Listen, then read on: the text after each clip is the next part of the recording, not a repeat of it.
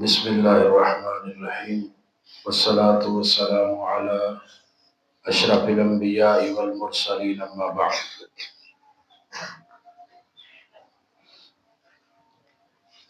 امام محمد بن حنفیہ رحمہ اللہ کے بیٹے عبداللہ بن محمد بن حنفیہ بیان کرتے ہیں،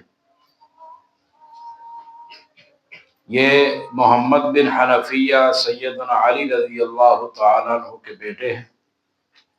حنفیہ ان کی ماں ہے،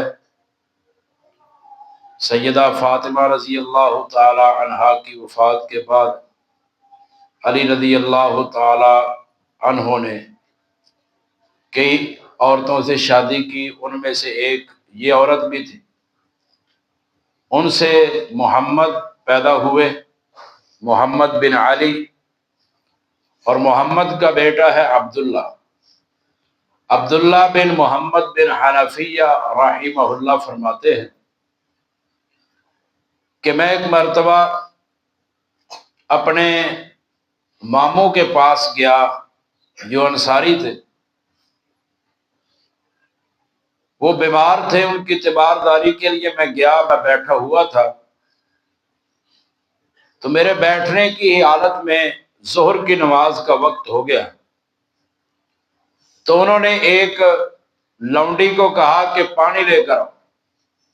وہ پانی لائی تو کہتے ہیں میرے اس انصاری ماموں نے وضو کیا، وضو کرنے کے بعد کہنے لگے کہ میرے وضو کرنے کا مقصد یہ ہے کہ میں نماز پڑھوں، لعلی اصلی فاستریح، میں نماز پڑھوں اور نماز پڑھ کے راحت حاصل کروں، اپنے آپ کو راحت پہنچاؤں۔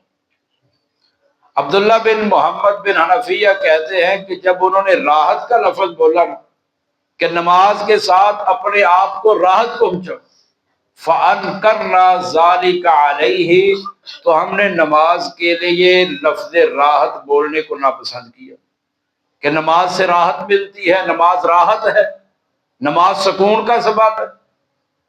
ہم نے اس کو جب ناپسند کیا تو انہوں نے کہا بیٹا آپ اس کو ناپسند کر رہے ہو، میں نے رسول اللہ صلی اللہ علیہ وسلم سے سنا کہ آپ علیہ الصلوۃ والسلام نے ایک دن بلال کو کہا اقم یا بلال، اے بلال نماز کے لیے اقامت کہو، فارحنا بالصلاۃ، تاکہ تو ہمیں نماز کے ساتھ راحت پہنچا دے۔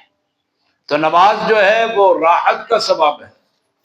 تو نماز میں نے 2 دن پہلے بیان کیا تھا کہ نماز کا محل، نماز کی جگہ مسجد ہے، تو جو مسجد میں آ کر نماز پڑھتا ہے، مسجد سے جڑ جاتا ہے، اس کی زندگی میں راحت آتی ہے، اس کی زندگی میں سکون آتا ہے۔ تو ہم اگر اپنی زندگیوں میں راحت، سکون، اطمینان لانا چاہتے ہیں تو ہمیں مسجدوں کے ساتھ جڑنا ہوگا، نمازوں کے ساتھ جڑنا ہوگا۔ اللہ تعالی ہمیں مسجدوں کے ساتھ، نمازوں کے ساتھ جڑے رہنے کی توفیق عطا فرمائے۔ سبحان ربک رب العزت عما یصفون وسلام علی المرسلین والحمد للہ رب العالمین۔